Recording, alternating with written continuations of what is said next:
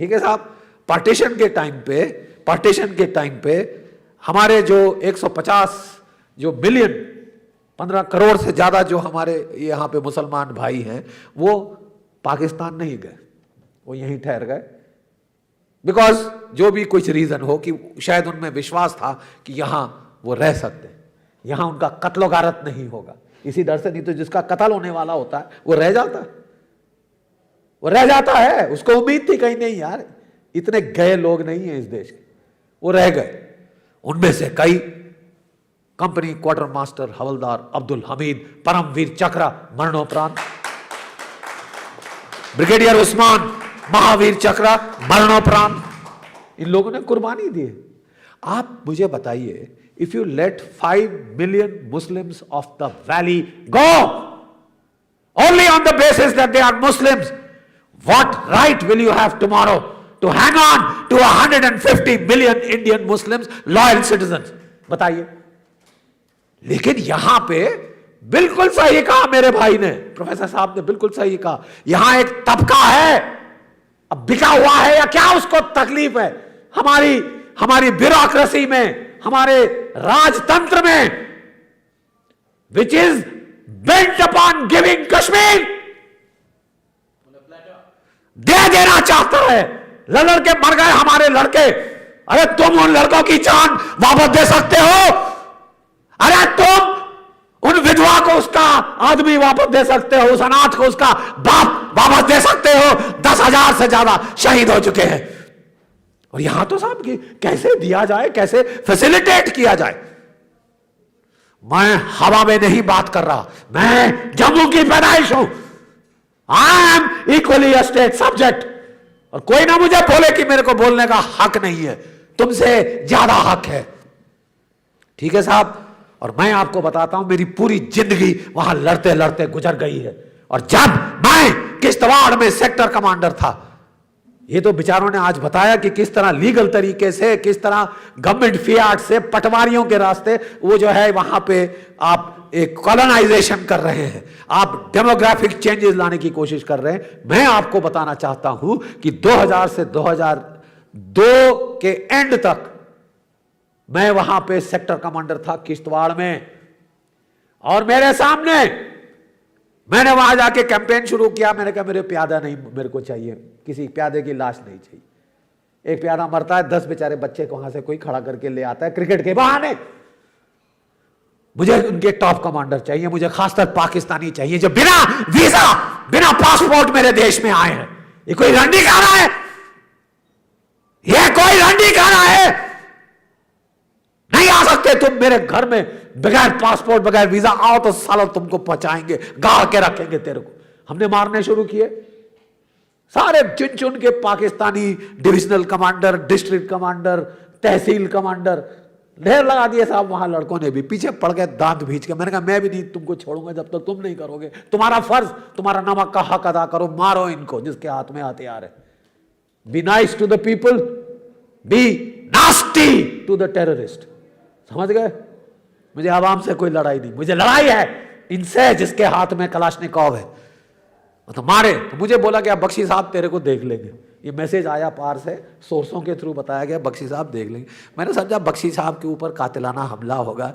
मैंने कहा यार है इतना माँ का दूध पिया, साले जगह बता, टाइम बता, मैं आ जाऊंगा अपनी फौज के साथ। वैसे भी तुमको ढूंढता रहता हूं, मैं हाथ नहीं चढ़ते हो मेरे, तो आ जाओ बताओ। मैंने I told my deputy commander कि थोड़ा टाइट कर लो security, tell the boys to be this thing. बोलो अच्छा है, ढूंढ के लिए जिसको मरे जा रहे हैं खाक की like needle in a hairstyle, खुद चल के आ जाए तो इससे बड़ी खुशी क्या होगी किसी कमांडर को। मैं ठीक है, मेरे पे हमला नहीं हुआ साहब। मैं 24 घंटे वहां घूमता रहता था। मैं hardly I have stayed inside that headquarter. हफ्ते में 3 या 4 दिन बाहर मेरा ऑर्डर्स थे मेरे लड़कों को कि I will be going around. मेरे पे कोई हमला नहीं हुआ। हमला हुआ साहब, एक गांव है पति महल, हाँ पति महल गांव है। बस में बेचारे हिंदू वहां के जा रहे थे, 5 वो पांचों को नीचे नाम बोलो, तुम इधर ले जाके उनको ऊपर नाले में ले गए पति महल और 5 मार डाले। एक छोटे बच्चे को छोड़ दिए, जाके बता देना बख्शी साहब को, बता देना बख्शी साहब को, तू दादा इधर पे दादागिरी दिखाएगा, ये करेंगे ये हाल। 5 साहब उस गांव में मारे, बवाल खड़ा हो गया, ये क्यों कैसे। उस वक्त अपने अडवाणी जी होम मिनिस्टर थे, वहां से दबाव पड़ा, डंडा पड़ा नॉर्दर्न कमांड को। तो नॉर्दर्न कमांड को मैंने बोला मेरे पास 3 पलटनें थी हैं, आपने 1 पलटन हटा ली डिस्पाइट माई रिटन रिक्वेस्ट कि साहब मत करिए, मत अनकवर करिए किश्तवाड़ को। आपने बोला नहीं रोड ज्यादा जरूरी है, तुम शट अप। मैं कहता मैं शट अप हो जाऊंगा, और अब मैं उतना ही दोषी हूं शट अप को मानने का। मैंने रिजाइन नहीं किया इसलिए कि यहां लड़ना जरूरी है। मैं रिजाइन करूंगा, कोई नया बंदा आएगा, 1 साल तो समझने में लगेगा। तो एनीवे, 1 हफ्ता हुआ साहब, टागूड़ गांव है, जानते हैं आप सब वहीं के, टागूड़ गांव है, 8 मार डाले, फिर बवाल, फिर ये। मैं भी वहां पहुंच गया, ये किया वो किया, बारिश पड़ चुकी थी। और क्या करते थे कि वो बंदे को ऐसा छोड़ते थे कि 28 से 32 घंटे 48 घंटे बाद खबर पहुंचे किश्तवाड़, तब तक कुत्ते भी लेके जाओ तो ट्रेस नहीं कर सकते थे। तीसरी जगह गए साहब वो लोग, वो जाके गुलाबगढ़ में मारे 1 हफ्ते बाद, और 13। और कहां मारे साहब, वो वीडीसी थे हमारे गांवों के अंदर, और वो लड़के अच्छे थे, उनको वर्ल्ड वॉर 1 की राइफलें दे रखी थी, वो कि तुम तब तक होल्ड करो, तब तक तेरी आवाज सुन के ही हम गोली की आ जाएंगे। वीडीसीज में गांव पे हमले नहीं हुए साहब, गांव के बाहर जो चरगाहें हैं, जहां औरतें बच्चे बूढ़े जाते हैं गर्मी में, याद है ना आपको, जब मक्की की फसल लगती है तो सब मवेशी माल लेके ऊपर जाते हैं, 70 साल के बुढ़े, 80 साल की दादी और छोटे छोटे बच्चे जाते हैं साहब। उनको साहब पकड़ा, वहां पे लिटा दिया उसके फ्लोर ऑफ द धोप पे, और उसको राइफल दिखाई, खेला उनके साथ। ये क्या है, ये राइफल है, ये क्या है, ये गोली है, अब खाओ है। और ठट ठट ठट ठट ठट ठट करके वो 13 के 13 मार डाले, छोटे से बच्चे को छोड़ दिया। लगाई लफड़ जोर से कि जा साले वो बख्शी को बता देना, जा बता देना। और साहब बवाल खड़ा हो गया, बख्शी साहब you should put in your bloody papers, you are not fit, you are not do ये वो ये। मैंने कहा हाँ साहब मैं फिट तो नहीं हूं, लेकिन एक चीज मैं भी आपको बता रहा हूं कि इस इलाके को संभालूंगा तो मैं संभालूंगा, दिस इज माई चार्ज। सरकार ने ये मेरे को आदेश देके भेजा, अब मैं संभालूंगा, मुझे आपकी रीइंफोर्समेंट नहीं चाहिए। Do you want additional troops? मैंने कहा सर आप एडिशनल ट्रूप्स याद आ गए ना, चलो कोई बात नहीं, अब मैं संभालूंगा। And why I will do it is because I did not put in my papers at the time you took out a battalion. और मैं जाके साहब 2 पलटनें थी मेरे पास रह गई, 11 राष्ट्रीय राइफल्स, 26 राष्ट्रीय राइफल, बड़ी तगड़ी पलटनें हैं इस फौज की। एक कंपनी उससे ली, एक कंपनी उससे ली, एक प्लेटून अपने कैंप से ली, कोई 13-15 गाड़ियों का बड़ा काफिला बनाया, 3 टन गाड़ियों का, हाँ साहब, और आगे लगाया साइरन, वाह वाह वाह करते मैं वहाँ पहुँच गया। मैंने कहा साहब कॉर्डन सर्च। तो लड़के मेरे पास आए, बोले सर आप जो हुक्म दोगे हम करेंगे, लेकिन यहाँ कोई नहीं मिलना आपको। वो भागे गए, उसको 48 घंटे हो गए सर, वो नहीं होता। मैं कहता हूँ nevertheless you will do cordon and search, we try and find out who did it, किसने किया ये वो। 2-3 दिन कॉर्डन सर्च हुई साहब, तो वो गाँव के सारे बुढ़े मेरे पास आ गए, साहब जी हमने नहीं किया। तो मैंने कहा यार मैंने बोला तुमने किया, मैं तुमसे सिर्फ इतना आपसे पूछ रहा हूं कि बता दीजिए किसने किया। तो उन्होंने आपस में खुसर पुसर के कहते सर 1 मिनट, और फिर वो सारे के सारे आए, कहते साहब हम सब इकट्ठे आपको बोल रहे हैं ताकि हमें बाद में कोई ना बोले कि किसी एक ने मुखबिरी करी। हम सब आपको बता रहे हैं साहब, ये अबू मुस्तफ़ा, अबू गुलाम, अबू उमेर, इन्होंने ये किया ऐसा, और 2 ये गुज्जर गाइड थे, ये नाम है उनके, ये लोगों ने आके मारा ऐसा। मैं कहा ठीक है साहब, कॉर्डन सर्च ऑपरेशन कॉल्ड ऑफ। लेकिन कल सुबह मैं गुलाबगढ़ के स्कूल में तमाम जो 10-15 गांव आसपास के हैं, all able bodied males from 16 to 60 मेरे को यहां चाहिए, और आप लोग आएंगे साथ में। वो आए वहां पे, तो मैंने उनको लाशों की ऐसे वहां पावर पॉइंट प्रोजेक्टर लगाया और लाशों की मैंने उनको तस्वीरें दिखाई। ठीक है साहब, और मैंने लेसर पॉइंटर लिया, ये कौन है बताइए, आप जानते हैं साहब, ये मुन्नी है। कितने साल की थी साहब? 7 साल की। ये कौन है साहब? ये उसकी बहन है साहब। ये कितने साल की थी? ये तो 5 की थी साहब। ये लड़का कितने का था? ये 8 का था साहब। ये कितने, ये बुढ़ा कितने का था? ये 80 का था। और ये बुढ़िया ये 78 की थी। मौलवी साहब थे वहां पे, वो भी आए थे। मैं कहा मौलवी साहब जरा कुरान शरीफ में एक आयत है, कि जिहाद में औरतों की जान, बच्चों की जान, बूढ़ों की जान बख्श दी जाए। बोल बिल्कुल है साहब। मैंने कहा आप प्लीज सुना दीजिए, क्योंकि मैं बिल्कुल वो अल्फाज नहीं जानता। तो उन्होंने पढ़ के सुनाया। मैंने कहा आप देखिए, मैं आपको कह रहा हूं कि अबू मुस्तफा, एक मेरा पैगाम आपने भेजना है मेरे कुछ दोस्तों के नाम। अबू मुस्तफा, अबू गुलाम, अबू उमेर, तुम्हें जहां भागना है तुम भाग लो। हिंदुस्तान की फौज अब हाथ धो के तुम्हारे पीछे है। भागना गए बाकी terrorist, to hell with the other terrorist. चाहे मुझे एक हफ्ता, चाहे एक महीना, चाहे एक साल लगे, जहन्नम के कोने से मैं तुम्हें कहीं से भी ढूंढ निकालूंगा और तुम्हें मैं कुत्ते की मौत मारूंगा, क्योंकि तुमने कुरान शरीफ की हुक्मंजूरी करी।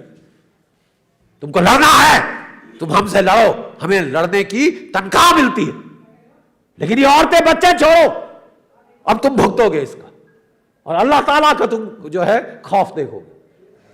साहब ये खबर पहुंच गई सब जगह कि जनरल साहब, ब्रिगेडियर साहब थे तब, ये बोल के आए हैं। मैंने कहा सब वापस आ जाओ, call of all operation, call of all operation, वापस आ जाओ। और बहुत वहाँ जम्मू कश्मीर की वादी में बहुत देशभक्त लोग भी हैं जिनका नाम हम ले नहीं सकते, जो अपनी जान पे खेल के खबर देते हैं हिंदुस्तान की फौज को, कितने रिस्क पे आप नहीं जानते। वो आ गया मेरा लड़का, बोला साहब तूने जो धमकी दी ना बहुत अच्छा किया। तो मैंने क्यों? तो बोले साहब अपनी छाया से डर रहे, किसी गांव में 10 मिनट से ज्यादा नहीं रहते, अगर कोई उनकी तरफ देखता है उसकी पिटाई शुरू करते हैं, तू साले मुखबरी करेगा।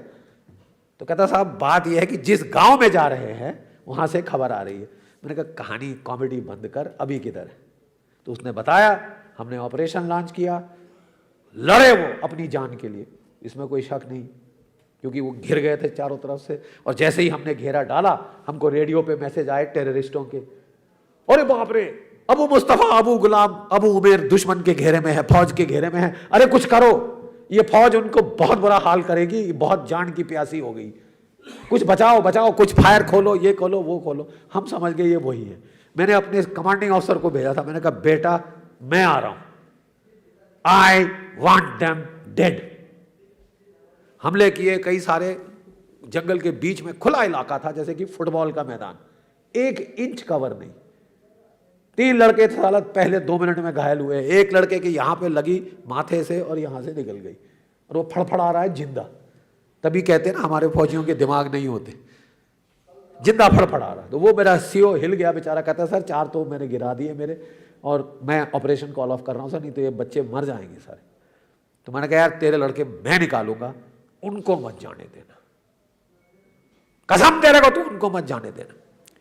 उन्होंने किया। मैं कहा आप असॉल्ट बंद करो, इससे और नुकसान होगा, आप फ्लेम थ्रोअर इस्तेमाल करो, रूसी हथियार है थर्मोबारिक वेपन, फ्लेम थ्रोअर। कहता सर कोई सिविलियन हुए तो? मैंने कहा बहुत सीधा, लाउड स्पीकर लीजिए और अनाउंस कर दीजिए कि अगर कोई सिविलियन है प्लीज बाहर आ जाइए, हम आपको कुछ नहीं करना चाहते, हाथ खड़े करके बाहर आ जाओ, हम 10 गिन रहे। अंदर से पंजाबी में मां बहन की गाली आई।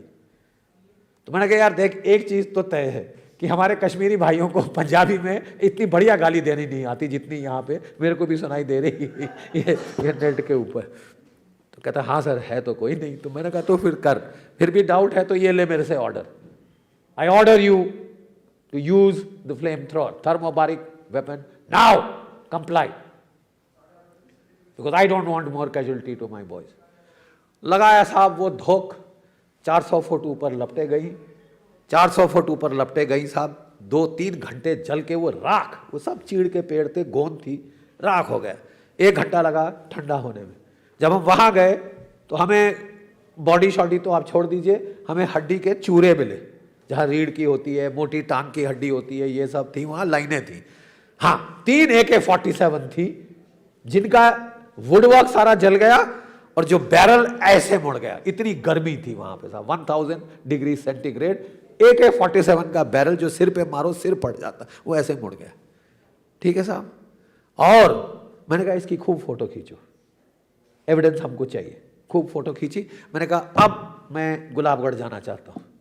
बोले साहब ये रात होगी। मैंने कहा कोई बात नहीं, उनको बोलो सुबह मैं आ रहा हूं और वहां पे सारे गांव वाले मेरे को चाहिए। फिर प्रोजेक्टर लगा, पहले हमने वो लाशें दिखाई औरतें बच्चों की, मैंने कहा अब देख लीजिए मालिक का फैसला, हमारा इंसान कौन होता है मारने वाला, ये मालिक का फैसला है। मैंने कहा ये लोग जल के मरे, सब ऐसे देख रहे थे। मैं कहा नहीं समझ नहीं आया ना, ये लेसर पॉइंटर लेके, मैं कहा रीढ़ की हड्डी, ये टांग, ये और ये AK-47 देख लो, ये ऐसे हो गई। साहब उस वक्त सब दुनिया वहां ऐसे करके देख रही थी।